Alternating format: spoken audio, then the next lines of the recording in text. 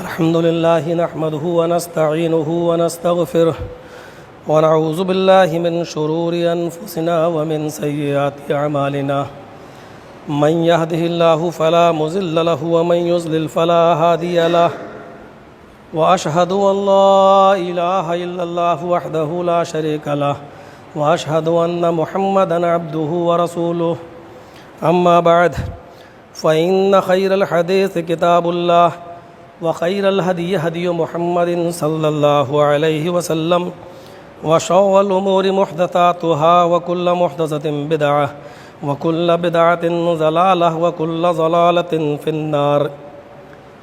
أعوذ بالله من الشيطان الرجيم. بسم الله الرحمن الرحيم. إن عدة الشهور عند الله 12 شهرا في كتاب الله يوم خلق السماوات والأرض منها 4 حرم. رب اشرح لي صدري ويسر لي أمري واحلل عقدة من لساني يفقهوا قولي. تعریف و توصیف کبریائی و بڑائی کے لائق اللہ تبارک و تعالیٰ کی ذات ہے جو وحدہ لا شریک ہے، اور درود و سلام کے بے شمار پھولوں کی بارش ہو تمام پیغمبروں پر و بالخصوص رحمت للعالمین جناب محمد رسول اللہ صلی اللہ علیہ وسلم کی ذات گرامی پر ہو. اللہم صلی وسلم وبارک علیہ. حالات ہم سب کے سامنے ہیں. جمعہ کا خطبہ ویسے بھی مختصر ہوتا ہے اور حالات کے مد نظر اور مختصر ہو رہا ہے. اللہ رب العالمین سے دعا ہے کہ اللہ تبارک و تعالی ان حالات کو جلد سے جلد درست فرمائے اور پھر سے ہم سب کو مسجدوں میں کھل کر نماز پڑھنے کی آزادی ہو تاکہ ہم لوگ کھل کر اس کی عبادت کر سکیں. ہمیں اور آپ کو زیادہ سے زیادہ اس کی دعا کرنی چاہیے اور آزمائش کی اس گھڑی میں ہمیں پورا اترنے کی کوشش بھی کرنی چاہیے. یہ مہینہ محرم الحرام کا مہینہ ہے اور شروع سے ہی اسلام کے اندر جب سے اللہ تبارک و تعالیٰ نے زمین و آسمان کو پیدا کیا ہے تب سے مہینے 12 ہی چلے آ رہے ہیں. یہ مطلب نہیں ہے کہ حضرت حسین کی شہادت کے بعد ہی محرم کے مہینے کو کوئی الگ سے فضیلت حاصل ہوئی. قرآن کریم کی آیت ہمیں بتاتی ہے کہ ان عدت الشہور عند اللہ 12 شہرا فی کتاب اللہ. اللہ کی کتاب میں مہینوں کی گنتی 12 ہے اور یہ 12 مہینے کی گنتی کب سے ہے؟ یوم خلق السماوات والارض، جس دن سے اللہ تبارک و تعالیٰ نے زمین و آسمان کو پیدا کیا ہے. منہا 4 حرم، ان 12 مہینوں میں 4 مہینے حرمت والے ہیں. ان 4 مہینوں کا احترام کافرین مکہ بھی کرتے تھے، اسلام سے پہلے بھی ان کا احترام ہوتا تھا. ان 4 مہینوں میں شادیاں نہیں ہوتی تھیں، ان 4 مہینوں کے اندر جنگ نہیں ہوتی تھی. اگر آپس میں کوئی جنگ ہونا بھی ہوتی تھی تو ان 4 مہینوں کا احترام کیا جاتا تھا اور ان 4 مہینوں کا احترام عرب کے کافر بھی کرتے تھے. اس مہینے میں زیادہ سے زیادہ صرف اتنا کہا جا سکتا ہے کہ روزوں کی فضیلت ہے. محرم کے مہینے کے 2 روزے نبی اکرم صلی اللہ علیہ وسلم کے زمانے میں صرف 1 روزہ رکھا جاتا تھا، اور اللہ کے رسول جب ہجرت کر کے مکہ سے مدینہ گئے تو آپ نے اہل مدینہ کو عاشورہ کا 10 تاریخ کا روزہ رکھتے ہوئے دیکھا تو آپ نے پوچھا کہ یہ کس خوشی میں تم روزہ رکھتے ہو؟ انہوں نے کہا کہ آج کے دن اللہ تبارک و تعالیٰ نے حضرت موسیٰ کو فرعون کے ظلم سے نجات دی تھی. تو نبی اکرم صلی اللہ علیہ وسلم نے جواب میں یہ کہا تھا کہ موسیٰ کے حق دار ہم زیادہ ہیں تم سے، لہذا ہم بھی روزہ رکھیں گے. تو آپ نے بھی 10 تاریخ کا روزہ رکھا. لیکن جس سال آپ نے 10 تاریخ کا روزہ رکھا اسی وقت آپ کو ایک احساس ہوا، وہ یہ ہوا کہ یہودی بھی 10 تاریخ کا روزہ رکھتے ہیں اور ہم بھی 10 تاریخ کا روزہ رکھ رہے ہیں، تو یہ مشابہت ہو رہی ہے ہماری یہودیوں کے ساتھ. تو اللہ کے نبی صلی اللہ علیہ وسلم نے اسی سال یہ فرمایا تھا.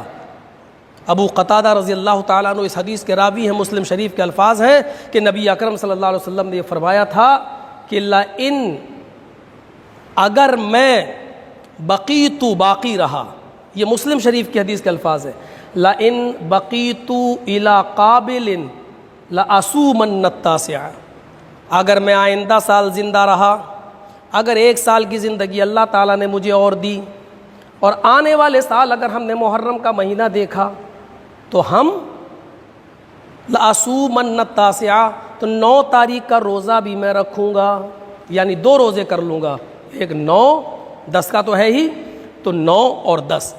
پھر آپ کا ایک حکم اور بھی یہ ہے کہ لوگوں یہودیوں کی مخالفت کرو، وہ 1 روزہ رکھتے ہیں، تم 2 روزے رکھو، 1 دن یا تو آگے روزہ رکھو یا 1 دن پیچھے، یعنی یا تو 9، 10 یا 10 اور 11۔ اس حساب سے ہمارے ہاں آج محرم کی 8 تاریخ ہے، تو کل پہلا روزہ اور پرسوں یعنی اتوار کو دوسرا روزہ، یا اتوار کو ہم پہلا روزہ رکھ لیں اور سوموار کو دوسرا روزہ۔ اتوار کا روزہ، عاشورہ کا روزہ وہ ہمیں رکھنا ہے۔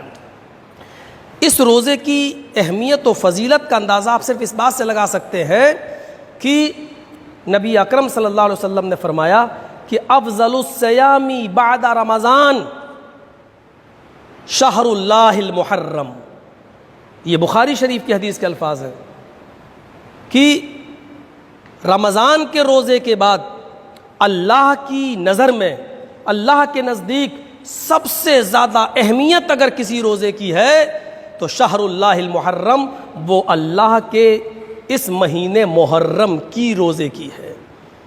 دیکھیے 12 مہینے اللہ کے ہیں، محرم، صفر، ربیع الاول، ربیع الثانی، جمادی الاول، جمادی الاخر، یہ سب اللہ کے مہینے ہیں، 12 مہینے اللہ کے ہیں، لیکن اللہ کے رسول نے یہاں کیا کہا؟ شہر اللہ المحرم، اللہ کا مہینہ محرم۔ صرف محرم ہی کو اللہ کا مہینہ کیوں کہا جبکہ 12 مہینے اللہ کے ہیں؟ صرف محرم کے مہینے کی اہمیت اور محرم کے مہینے کی فضیلت کو بتانے کے لیے کہ رمضان کے مہینے کے بعد اگر سب سے زیادہ کسی روزے کی اہمیت و فضیلت ہے اللہ کی نظر میں تو وہ محرم کے روزے کی ہے۔ بعض روایتیں یہاں تک بتاتی ہیں کہ جب رمضان کے روزے فرض نہیں ہوئے تھے تو یہ روزے فرض تھے جناب محمد رسول اللہ پر، اور آپ ان روزوں کو رکھا کرتے تھے، لیکن جب اللہ تعالیٰ نے رمضان کے روزے فرض کر دیے تو اللہ کے رسول صلی اللہ علیہ وسلم نے اس کی فرضیت کو ختم کر دیا اور صرف نفل یا استحباب کو باقی رکھا۔ ہمیں سوچنا چاہیے، اور اس زندگی کو آپ دیکھ رہے ہیں، یہ زندگی کتنی آسانی کے ساتھ آپ گزر رہی ہے۔ آپ بیٹھے ہیں، سوشل میڈیا سے نہیں جڑے ہیں، آپ کو پتہ نہیں ہے ان 3-4 مہینے میں کتنے بڑے بڑے عالم اس دنیا سے چلے گئے۔ اس کورونا کے عذاب کے اندر کتنے بڑے بڑے عالم، اعظم گڑھ کے وہ ایک عالم آپ نے سنا ہے 14 سال کی عمر میں وہ اسلام لائے، جن کا پہلے نام باقی رام تھا۔ آپ تعجب کریں گے، جن کا پہلا نام باقی رام تھا، 14 سال کی عمر میں وہ اسلام لائے۔ اسلام لانے کے بعد انہوں نے مکتب میں پڑھنا شروع کیا 14 سال کے بعد۔ اس کے بعد پھر وہ عمر آباد پڑھنے کے لیے گئے، عمر آباد پڑھنے کے بعد وہاں سے عالم اور فاضل بن کر نکلے، ان کے نمبر اچھے آئے، پھر وہ مدینہ یونیورسٹی میں پڑھے، وہاں نمبر اچھے آئے، پھر وہ مصر میں جامع ازہر گئے، وہاں سے پی ایچ ڈی کر کے آئے، تو ان کو پھر مدینہ یونیورسٹی کے اندر ان کو پروفیسر بنا دیا گیا، پھر ان کو مسجد نبوی کا متولی بنا دیا گیا، جنہوں نے 50 نہیں سینکڑوں کتابیں لکھ ڈالیں، سینکڑوں کتابیں، اور ابھی 15-20 دن پہلے، 1 مہینہ پہلے ان کا انتقال ہوا اور ان کو مسجد نبوی کے بغل میں جنت البقیع میں دفن کر دیا گیا۔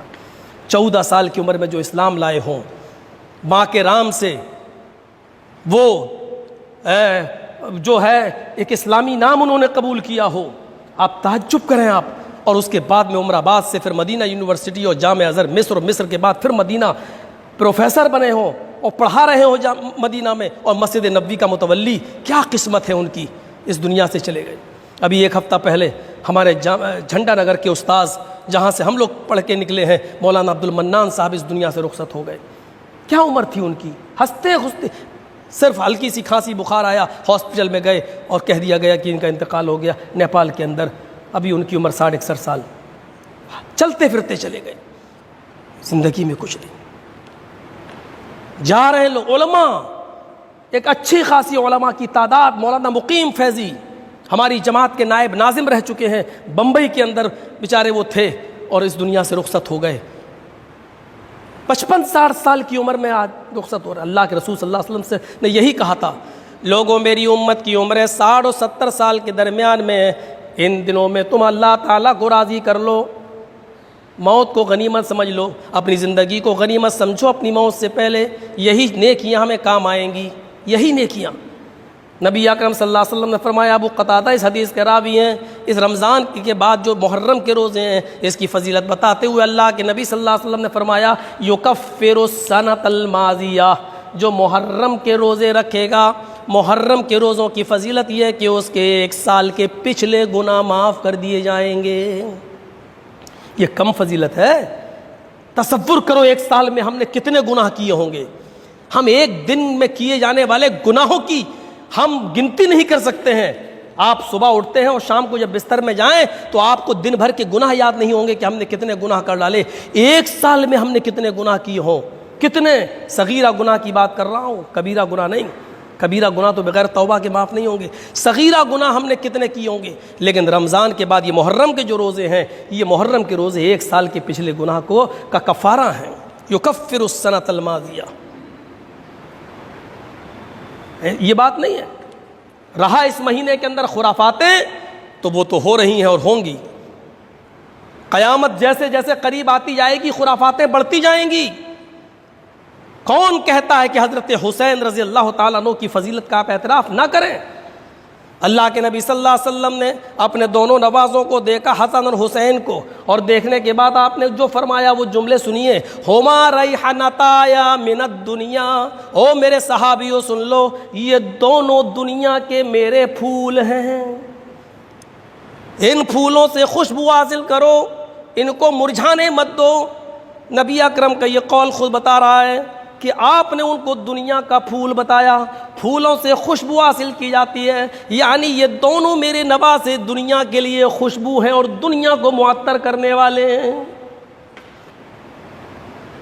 جو حادثہ آج ہم جس کو لے کر ہم سینے اور کوڑتے ہیں، پیٹتے ہیں اور گریبان چاک کرتے ہیں، اس کی طرف بھی آپ نے اشارہ کیا تھا۔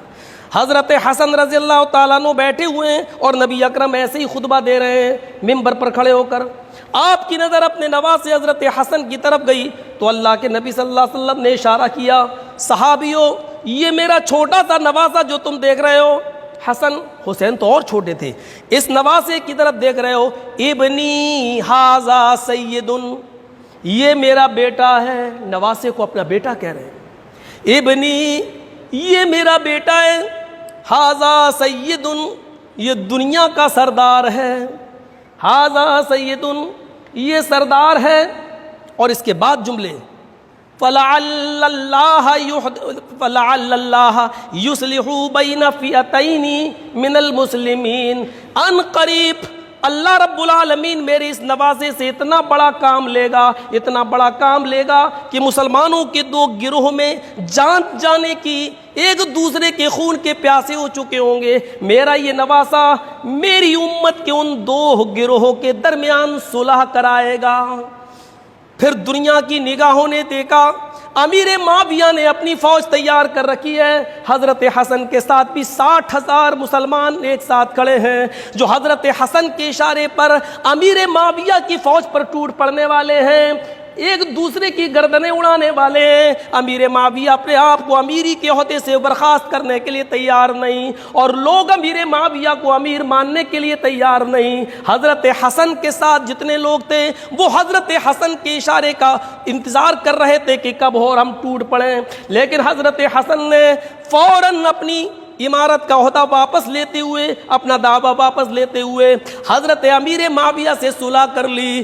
60,000 صحابہ کی ایک تعداد اور ساتھیوں کی تعداد کہتی ہے ہم تو آپ کے ساتھ تھے، پھر آپ نے کیوں ایسا کیا اور صلح کر لی؟ تو حضرت حسن کا جو جواب تھا وہ سنہرے الفاظوں سے آج بھی لکھا ہوا ہے حدیث کی کتابوں میں، تاریخ کی کتابوں میں، کہ لوگوں میرے آدمی انہیں مارے یا امیر معاویہ کے آدمی مجھے مارے، میرے ساتھیوں کو دونوں ہی صورتوں میں میرے نانا کی امت کو نقصان ہوگا، دونوں ہی صورتوں میں میرے نانا کی امت ماری جائے گی، دونوں ہی صورتوں میں میرے نانا کی امت کو نقصان ہوگا، اس لیے ہم صلح کرتے ہیں اور امیر معاویہ کو اپنا امیر مانتے ہیں۔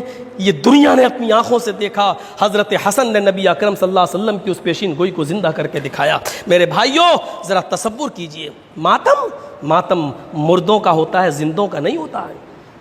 آپ غور کرو بس، ماتم مردوں کا ہوتا ہے، زندوں کا نہیں، اور وہ بھی صرف 3 دن سے زیادہ ماتم کرنے کا حکم نہیں دیا، صرف اتنا کہا جب کسی کا کوئی آدمی انتقال کر جائے تو اس گھر میں 3 دن کے بعد تک چولہا نہیں جلے گا، اور رشتہ داروں کا حق ہے کہ وہ کھانا پہنچائے گا، بس 3 دن سے زیادہ نہیں۔ ہاں عورت جس کا شوہر انتقال کر جائے وہ غم کر سکتی ہے 4 مہینے 10 دن تک، اس کی عدت ہے 4 مہینے 10 دن۔ عدت کو بھی اتنا سخت بنا دیا ہے کہ عورت کو گھر سے باہر تک نہیں نکلنے دیا جاتا ہے، جبکہ عدت کے اندر یہ ساری شرطیں موجود نہیں ہیں۔ عدت کے اندر یہ ہے کہ جن لوگوں سے پہلے پردہ تھا آج بھی پردہ ہے، وہ عورت 4 مہینے 10 دن تک نیا کپڑا نہیں پہن سکتی ہے، وہ عورت 4 مہینے 10 دن تک اپنے گھر میں بھی خوشبو نہیں لگا سکتی ہے، وہ عورت 4 مہینے 10 دن تک بس یہی ہے، چوڑیاں نہیں پہنے گی، میک اپ نہیں کرے گی، اپنے گھر کے اندر بھی وہ جو ہے بس یہ ہے۔ اس کا یہ مطلب نہیں ہے کہ وہ بیمار ہو جائے تو گھر سے باہر نہیں جا سکتی ہے۔ اگر وہ کسی مدرسے میں پڑھاتی ہے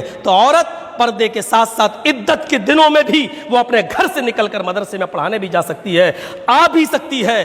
آگرہ میں اگر اس کا ٹریٹمنٹ چل رہا ہے تو وہ آگرہ جا بھی سکتی ہے، گوالیر جا بھی سکتی ہے اور آ بھی سکتی ہے۔ عدت کا یہ مطلب کھلے آسمان کے نیچے نہیں، عورت گھر کے اندر کھلے آسمان کے نیچے بھی رہ سکتی ہے، بشرط یہ کہ وہاں غیر محرم کا آنا جانا نہ ہو، یعنی جن لوگوں سے نکاح جائز ہے ان کا آنا جانا نہ ہو۔ عورت گھر کے اندر بغیر دوپٹے کے بھی رہ سکتی ہے، بشرط یہ کہ غیر محرم کا آنا جانا نہ ہو، عدت کے اندر بھی۔ تو بس اتنا ہے۔ لیکن حضرت حسین کا ماتم، لا تقولوا لمن يقتل فی سبیل اللہ، جو لوگ اللہ کی راہ میں قتل کر دیے جائیں تم ان کو مردہ نہ کہو، وہ زندہ ہیں، بل احیاء، وہ زندہ ہیں، ولکن لا تشعرون، لیکن تمہیں شعور نہیں ہے۔ شہیدوں کا ماتم نہیں ہوتا ہے، شہید زندہ ہوتا ہے جو اللہ کی راہ میں قتل کر دیے جائے، صرف فرق اتنا ہے کہ اس کی زندگی کا شعور ہمیں نہیں ہے، وہ کیسے زندہ ہے یہ شعور ہمیں نہیں ہے۔ بس ہمیں ایمان لانا ہے کہ شہید زندہ ہے، لیکن اس کی زندگی پر تبصرہ نہیں کرنا ہے۔ حضرت جبرائیل نبی اکرم کے پاس آتے تھے وحی لے کر، نبی کو تو جبرائیل دکھتے تھے لیکن صحابہ کو جبرائیل نہیں دکھتے تھے، لیکن صحابہ کا ایمان تھا کہ جبرائیل آتے ہیں، جبرائیل جاتے ہیں، نبی دیکھتے ہیں، جبرائیل ہیں، ہمیں نہیں دکھتے ہیں۔ ایسے ایمان ہمارا ہونا چاہیے۔ شہید زندہ ہیں، کہاں کیسے یہ ہمیں نہیں معلوم، ہماری نظریں ہماری نگاہوں میں اتنی طاقت نہیں ہے کہ ہم شہیدوں کی زندگی کا تبصرہ کر سکیں اور دیکھ سکیں۔ شہید زندہ ہے، شہید پر زندہ کے قانون لاگو ہوتے ہیں، شاید آپ کو نہیں معلوم۔